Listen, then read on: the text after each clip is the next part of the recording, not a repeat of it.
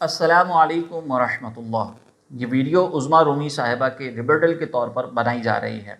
اس video کے اندر عظمیٰ صاحبہ کا دعویٰ یہ ہے کہ آج کے دور میں اگر مسلمان کسی بھی سائنسی میدان کے اندر پیچھے نظر آتے ہیں تو اس کی وجہ 500 سال کے اندر علماء کے دیے جانے والے مضحکہ خیز فتوے ہیں، کیونکہ علماء ان 500 سالوں کے اندر ہر نئی ایجاد اور ہر نئی سوچ کے خلاف فتویٰ دیتے تھے۔ اب عظمیٰ رومی صاحبہ نے اس کی مثالیں بھی ذکر کی، کچھ واقعات بھی ذکر کیے، اور یہ یاد رکھیے گا کہ جتنے بھی واقعات ہیں وہ سب اس لیے ذکر کیے جا رہے ہیں کیونکہ ان واقعات کے پیچھے یہ بات بیان کرنا مقصد ہے کہ جہاں پہ بھی مسلمان اگر کسی جدید ٹیکنالوجی سے پیچھے رہے ہیں تو اس کے قصوروار مسلم امت کے جو علماء ہیں ان کے فتوے ہیں۔ اسی سینیریو کو سامنے رکھ کر آپ عظمیٰ صاحبہ کی ویڈیو دیکھیے گا اور پھر اس کے بعد جو جوابات دیے جا رہے ہیں اس کو ملاحظہ کیجیے گا۔ یہ دور مسلمانوں کی سیاسی محکومی کا دور ہے۔ اس دور کا آغاز آج سے 228 سال پہلے ہوا جب نیپولین نے مصر پر حملہ کیا۔ 21 جولائی 1798 کی دوپہر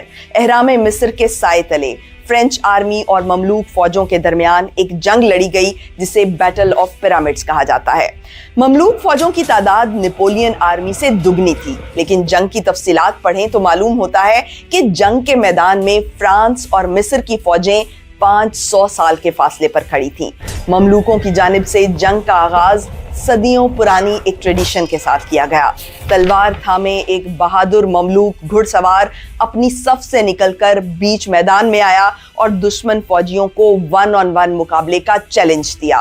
دوسری طرف سے گولیوں کی ایک باڑ آئی اور بہادر فوجی وہیں ڈھیر ہو گیا۔ بہادری کی اس قدیم روایت کے بے وقوفانہ انجام کے بعد باقاعدہ جنگ کا آغاز ہوا۔ نیزے باز مملوکوں کے گھڑ سوار دستے یکے بعد دیگرے فرینچ فارمیشنز پر یلغار کرتے اور گولیوں کی بوچھاڑ کے آگے ڈھیر ہو جاتے۔ یہ ایک یک طرفہ مقابلہ تھا جو صرف 40 منٹ تک جاری رہ سکا۔ ہزاروں مملوک فوجی مارے گئے، کئی گنا زخمی ہوئے اور باقی جان بچا کر بھاگنے پر مجبور ہو گئے۔ ابھی آپ نے یہ ویڈیو دیکھی جس کے اندر مملوکوں کی مثال کو ذکر کیا گیا کہ مملوک کس طریقے سے اپنے روایتی انداز کو اپناتے ہوئے میدان جنگ کے اندر پہنچے اور سامنے سے جدید اسلحے کا استعمال کیا گیا۔ چونکہ یہ گفتگو اور یہ واقعہ اس سینیریو کے اندر بیان کیا جا رہا ہے کہ مسلمانوں کی ترقی کی راہ میں رکاوٹ علماء کے مضحکہ خیز فتوے ہیں۔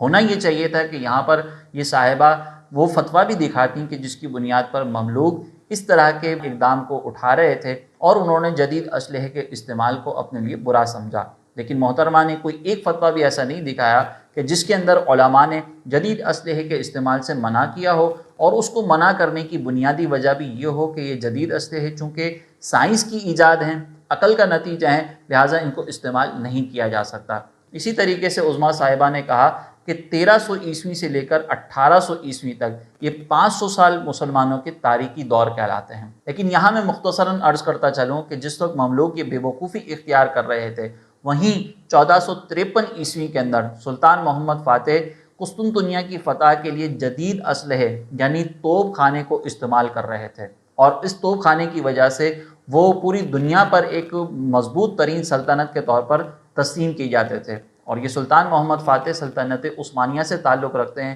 اور سلطنت عثمانیہ کے اندر علماء کا بڑا اکرام کیا جاتا تھا۔ اب آپ ذرا غور کریں کہ 1453 عیسوی کا دور ہے اور وہاں پر ایک ایسی سلطنت جہاں پر علماء کا کردار بہت زیادہ رہا، علماء کا اثر بہت زیادہ رہا، اور اس سلطنت کا ایک سلطان جو ہے جدید اسلحے کو استعمال کر رہا ہے اور اس کے خلاف کسی ایک عالم نے بھی فتویٰ نہیں دیا۔ لہٰذا یہاں پر عظمیٰ صاحبہ پر اب لازم ہے کہ وہ ایسے فتوے دکھائیں کہ جس فتوے نے مملوکوں کو جدید اسلحے کے استعمال سے روکا تھا، اور اس کی بنیادی وجہ یہ تھی کہ جدید اسلحہ چونکہ سائنس کی ایجاد ہے، عقل کا نتیجہ ہے، لہٰذا ہم اس کو استعمال نہیں کر سکتے۔ یہ دعویٰ اسی وقت ثابت ہوگا۔ اور اگر کوئی ایسا فتویٰ بالفرض کوئی ایسا فتویٰ آپ دکھاتی ہیں کہ جس کے اندر کسی عالم نے کوئی خارجی وجوہات کی بنیاد پر اسلحے کے مخصوص استعمال سے منع کیا تھا، تو یہ یاد رکھیے گا کہ خارجی وجوہات کی بنیاد پر کوئی اور وجہ کی بنیاد پر اسلحے کے مخصوص استعمال سے اگر منع کیا جا رہا ہے تو آپ اس کو سائنس کے خلاف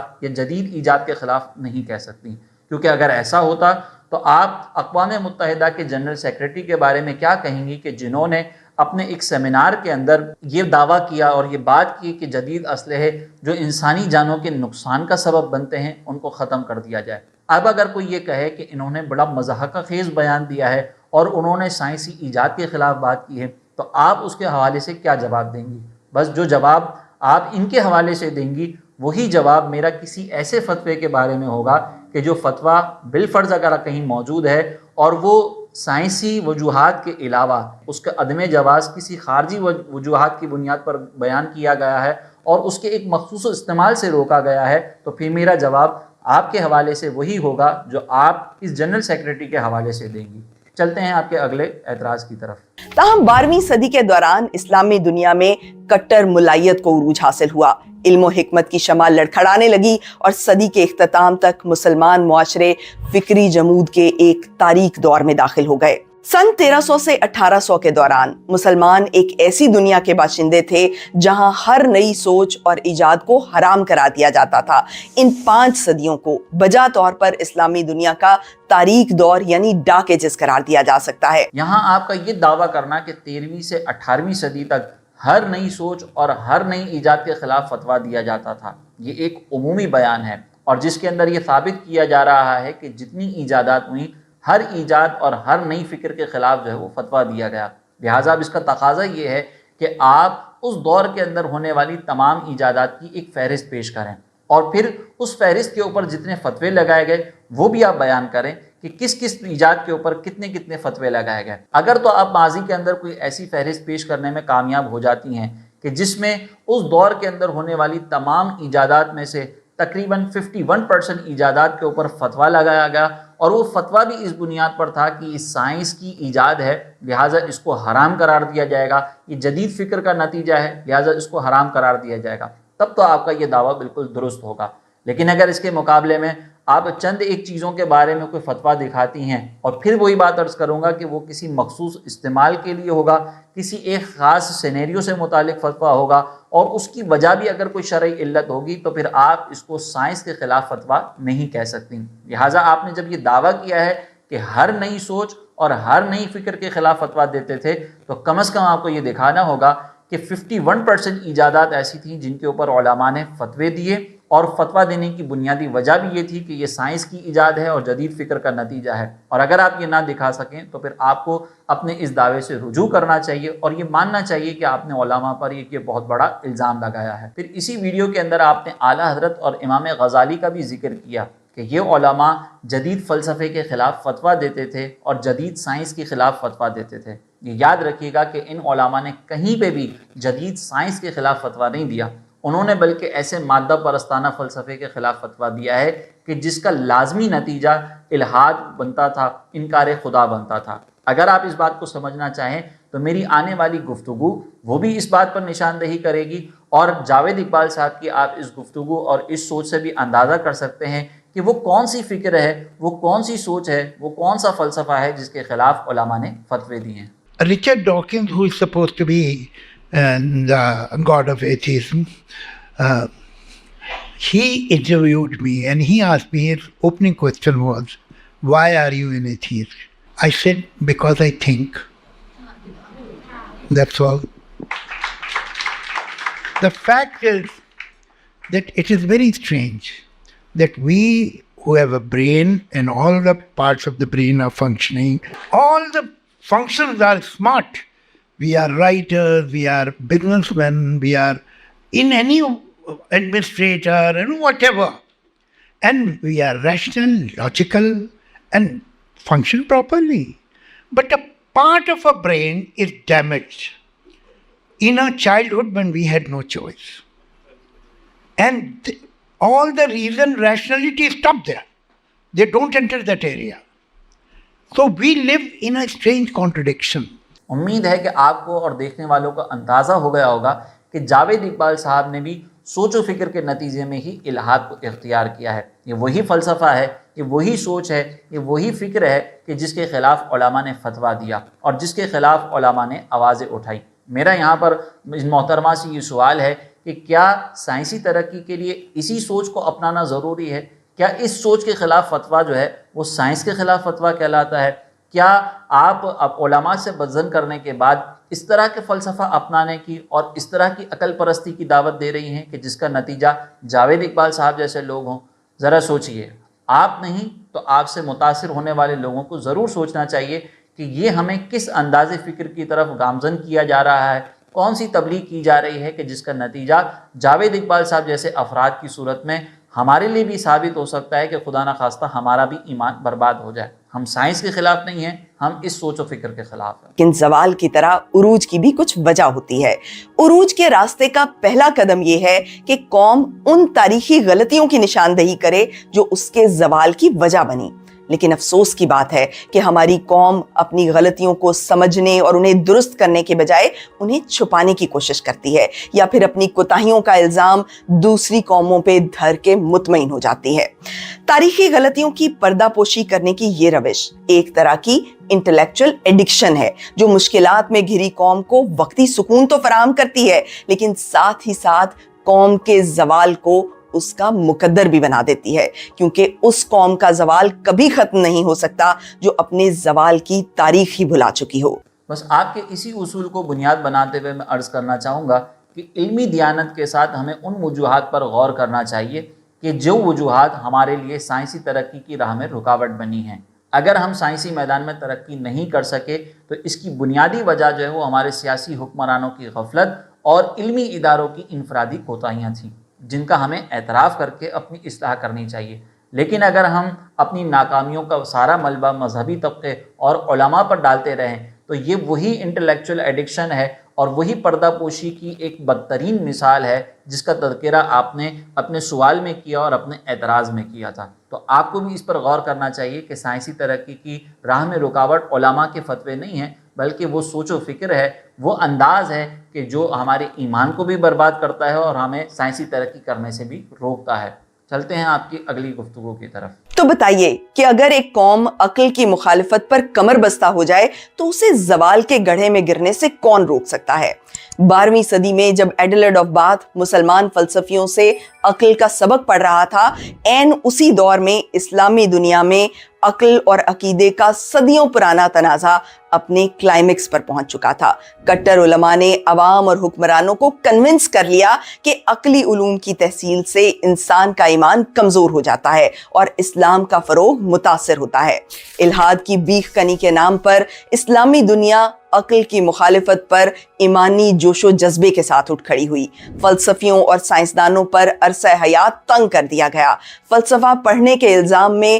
لوگوں کی موب لنچنگ ہونے لگی۔ فلسفیانہ کتابوں کو جلانے کے احکامات جاری ہوئے۔ بڑے پیمانے پر فلسفے کی کتابوں کو جلایا گیا۔ فلسفیوں اور سائنسدانوں کو دائرہ اسلام سے خارج قرار دے دیا گیا۔ انہیں سخت سزائیں دی گئیں، حتیٰ کہ فلسفہ پڑھنے کے جرم میں لوگوں کو قتل تک کیا گیا۔ یہاں آپ نے بڑے خوبصورت انداز سے کلائمیکس کا ذکر کیا اور ابن رشد کی کتابوں کو نظر آتش کر دینے کے واقعے کو بڑے ایک خوبصورت اور نرالے انداز سے آپ نے اس طور پر پیش کرنے کی کوشش کی کہ گویا سائنسی علوم کی کتابوں کو نظر آتش کر دیا گیا، جس کی وجہ سے مسلمانوں کے اندر تباہی پھیل گئی اور مسلمان جو ہے وہ سائنسی ترقی کے سلسلے میں پیچھے رہ گئے۔ لیکن یہاں پر آپ نے جو ابن رشد کے حوالے سے ایک اسکرین شاٹ پیش کیا، اسی میں چند صفحات کے بعد یہ بھی تحریر تھا کہ ابن رشد کے نظریات کیا تھے۔ تو آپ کو چاہیے تھا کہ آپ وہ نظریات بھی بتاتی اور جن مسلمانوں کو آپ روشن خیال بنا کر پیش کر رہی ہیں جیسے کہ سر سید اور ابن رشد، تو ان کے حوالے سے ان کے نظریات کا بھی تذکرہ کرتی ہیں۔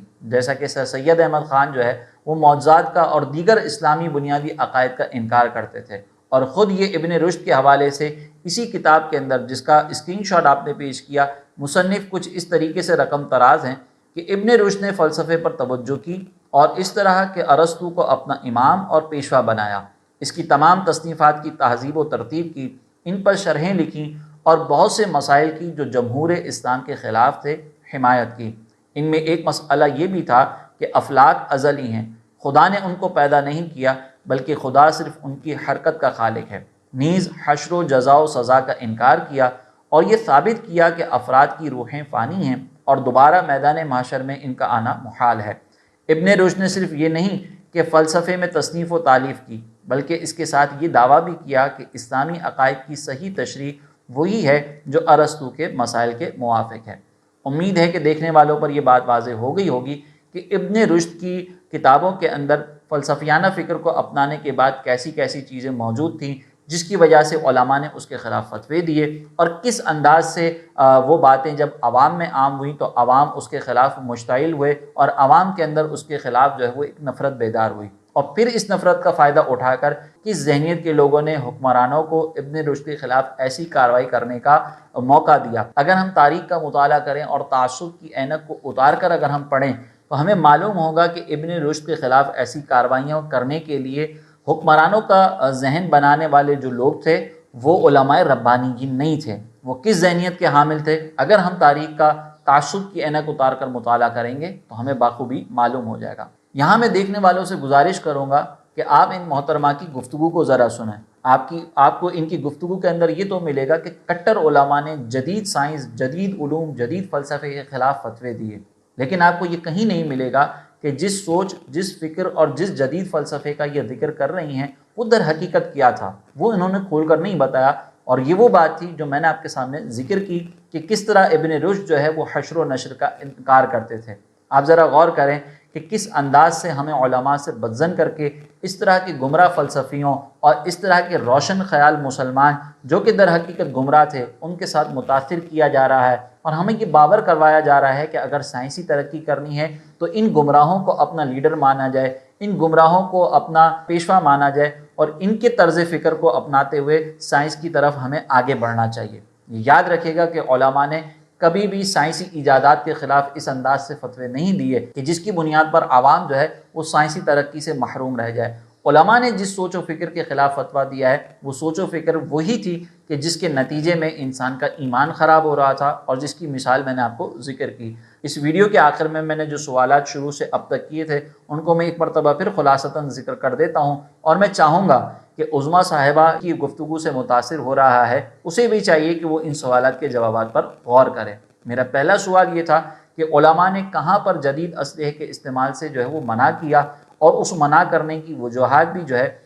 سائنسی ایجاد ہونا تھی یا جدید فکر کا نتیجہ تھی۔ دوسرا سوال میرا یہ ہے کہ 500 سالوں کے اندر کتنی ایجادات ہوئیں اور کتنی ایجادات کے خلاف علماء نے فتویٰ دیا،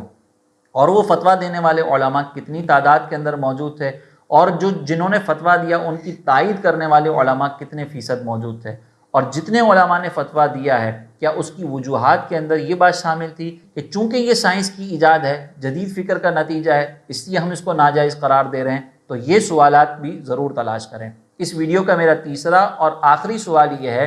کہ جس فکر کے خلاف امام غزالی اور اعلیٰ حضرت نے فتویٰ دیا تھا وہ جدید فکر کیا تھی؟ کیا ایسے نظریات تھے جس کی بنیاد پر ان جید علماء نے فتویٰ دیا؟ اور ساتھ ہی اس کے اندر یہ بھی سوال شامل ہے کہ ابن رشد یا سر سید کے عقائد و نظریات کے اندر وہ کون سی ایسی بنیادی باتیں تھیں کہ جو اسلام کے اصولوں کے مطابق و موافق تھیں، جس کو اپنانے کے بعد وہ تو روشن خیال مسلمان کہلائے، لیکن ان کے خلاف فتویٰ دینے والے علماء جو کہ جید بھی تھے وہ کٹر علماء کہلائے، وہ شدت پسند کہلائے، اور وہ کٹر ملائیت کے پیروکار کہلائے۔ میری گزارش ہے کہ جو لوگ عظمیٰ صاحبہ کی ویڈیو سے متاثر ہیں وہ ان سوالات پر ضرور غور و فکر کریں۔ ملتے ہیں اگلے تبصرے میں، تب تک کے لیے اجازت دیجیے۔